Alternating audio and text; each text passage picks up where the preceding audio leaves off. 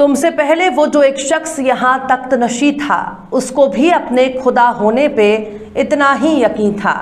सलाम, नमस्ते, सत श्री अकाल। मैं हूं आपके साथ हर्षिता मिश्रा और आप देख रहे हैं टाइम्स मेल। डॉक्टर हर्षवर्धन को तो आप जानते ही होंगे, वही हर्षवर्धन जिनका काम था मुल्क की सेहत दुरुस्त रखना। कहने को तो हर्षवर्धन बड़े ही पढ़े लिखे और काबिल व्यक्ति हैं, लेकिन रामदेव से उनकी यारी ने कुछ ज्यादा ही किचकिची करवा दी। एक डॉक्टर होने के बावजूद भी बाबा बूटी बिकवाने के लिए वो रामदेव के प्रचार मंत्री की भूमिका में नजर आने लगे। यानी डॉक्टर हर्षवर्धन पगार तो भारत सरकार से ही लेते थे, लेकिन ड्यूटी बजाते थे रामदेव की। बताएंगे आपको और भी बहुत कुछ, जिसकी वजह से बड़े बड़े मठाधीशों की रातों की नींद हराम हो चुकी है, जो सिर्फ सुनाई देती है मगर नजर नहीं आती। लेकिन आप अगर हमारे चैनल पर नए हैं और पहली बार हमारी वीडियो को देख रहे हैं तो हमारे चैनल टाइम्स मेल को सब्सक्राइब कर लें, वीडियो को लाइक कर दें और बेल आइकन का नोटिफिकेशन बटन भी प्रेस कर दें, ताकि बिना देरी हमारी हर खबर आपको मिलती रहे। और अब लौटते हैं आज की उस खबर की तरफ।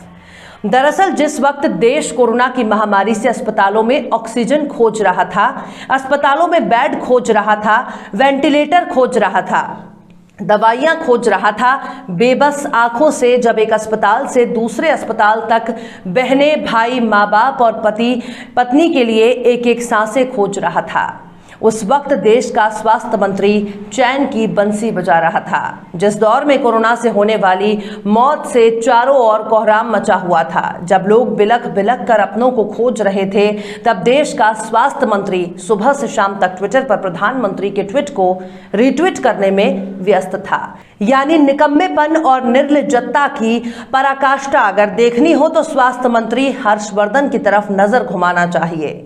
जब लोग एम्बुलेंस के लिए तरसने लगे, बिना ऑक्सीजन जान गंवाने लगे, तब हर्षवर्धन का मंत्रालय मरने वालों की तादाद के साथ आंकड़ों से खेल रहा था। उस वक्त स्वास्थ्य मंत्री डॉक्टर हर्षवर्धन ने चुनाव में दीदी ओ दीदी चिल्ला चिल्ला कर मजमा लूटने वाले पीएम मोदी की कोरोना वॉरियर और कोरोना योद्धा की उपाधि देनी शुरू कर दी।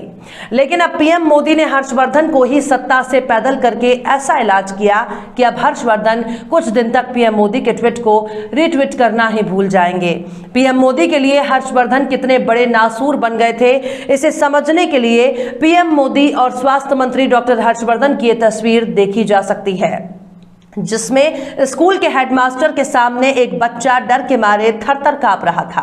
लेकिन डॉक्टर हर्षवर्धन ही अकेले मंत्री नहीं हैं जिन्हें पीएम मोदी ने कुर्सी से पैदल कर दिया, बल्कि इस फहरिस्त में ऐसे लोग भी शामिल हैं जो बिना धमकी और आंख लाल किए बिना एक शब्द नहीं बोलते थे।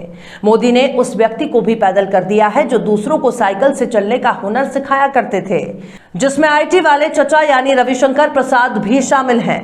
जब पूरा देश कोरोना से लड़ रहा था, तब रविशंकर प्रसाद ट्विटर से लड़ने में पसीना बहा रहे थे। ऐसे नाकाम लोगों की संख्या 1-2 नहीं बल्कि 12 है। मंत्रालयों पर सर्जिकल स्ट्राइक के बाद पीएम मोदी ने कई बड़े चेहरे को झुमरी तलैया का रास्ता दिखा दिया और ये साफ संदेश दे दिया कि सब कुछ के लिए अगर प्रधानमंत्री जिम्मेदार है तो फिर आप लोग किस मर्ज की दवा हैं। पीएम मोदी ने ऐसे 12 कुर्सी तोड़ मंत्रियों का इस्तीफा ले लिया, जिनमें से 6 कैबिनेट मंत्री शामिल हैं। पीएम मोदी ने कोरोना की दूसरी लहर में नाकामियों के लिए डॉक्टर हर्षवर्धन को उनके ओहदे से टाटा बाय बाय कर दिया। ऐसी भी खबरें छनकर सामने आ रही हैं, जिसमें दावा किया जा रहा है कि पीएम मोदी कोरोना से निपटने में नाकाम होने पर किसी न किसी बलि के बकरे की तलाश कर रहे थे, लेकिन हर्षवर्धन के साथ उन्होंने वही किया जो उनको काफी समय पहले कर देना चाहिए था। शायद पीएम मोदी ने बड़े स्तर पर मंत्रियों का इस्तीफा लेकर कोरोना काल में खराब हो चुकी अपनी छवि को सुधारने की कोशिश की है। हर्षवर्धन की नाकामी और दूरदर्शिता का अंदाजा इसी बात से लगाया जा सकता है, जब कोरोना की पहली लहर धीमी पड़ने के बाद 7 मार्च को ही हर्षवर्धन ने ऐलान कर दिया था कि देश में कोरोना के कुछ बचे कुचे दिन ही बचे हैं, लेकिन मार्च के आखिरी हफ्ते से ही कोरोना की दूसरी लहर ने कहर ढाना शुरू कर दिया। अप्रैल आते आते पूरे देश में ऑक्सीजन की कमी ने ऐसे हालात पैदा कर दिए जिसके बाद पीएम मोदी की इमेज देश ही नहीं बल्कि अंतर्राष्ट्रीय स्तर पर खराब हो गई। इस दौरान हर्षवर्धन की भूमिका किसी गूंगे, बहरे और अंधे से कम नहीं थी।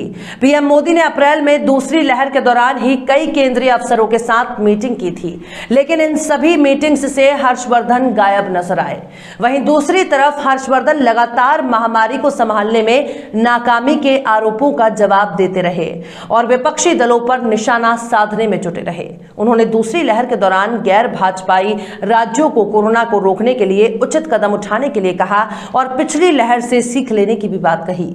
और इतना ही नहीं, 7 अप्रैल को जब कुछ राज्यों की तरफ से 18 साल के ऊपर के सभी लोगों के लिए टीकाकरण की मांग की, तब हर्षवर्धन ने आरोप लगाते हुए कहा था कि ये राज्य अपनी नाकामियों को छिपाने के लिए ध्यान बटाने की कोशिश कर रहे हैं और लोगों में डर फैला रहे हैं। उन्होंने ये बातें पीएम और राज्यों के मुख्यमंत्रियों की मीटिंग के बाद कही थी। इसके बाद 19 अप्रैल को हर्षवर्धन ने पूर्व प्रधानमंत्री डॉक्टर मनमोहन सिंह को कड़े शब्दों में एक चिट्ठी भी लिखी थी, जिसमें उन्होंने कांग्रेस नेताओं पर उनके शासन वाले राज्यों में झूठ फैलाने और वैक्सीन को लेकर डर फैलाने का आरोप भी लगाया था। लेकिन हर्षवर्धन ने रामदेव के डॉक्टरों, वैक्सीन और कोरोना के लिए दिए जा रहे बयानों पर चुप्पी साधे रखी और जब डॉक्टरों ने रामदेव के खिलाफ हर्षवर्धन से एक्शन लेने को कहा, तब हर्षवर्धन को अपनी यारी के अलावा कुछ नजर नहीं आ रहा था। डॉक्टर हर्षवर्धन शायद भूल गए कि जिस दरख्त पर सबसे ज्यादा फल होता है उसकी डाल हमेशा झुकी होती है। लेकिन हर्षवर्धन भारत के स्वास्थ्य मंत्री होकर भी बीजेपी के प्रवक्ता वाली हरकतें करते रहे।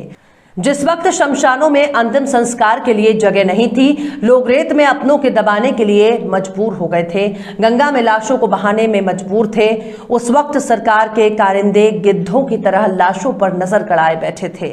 जिन लोगों को सम्मान की जिंदगी नहीं मिल सकी, उनको सम्मान की मौत भी नसीब नहीं हुई।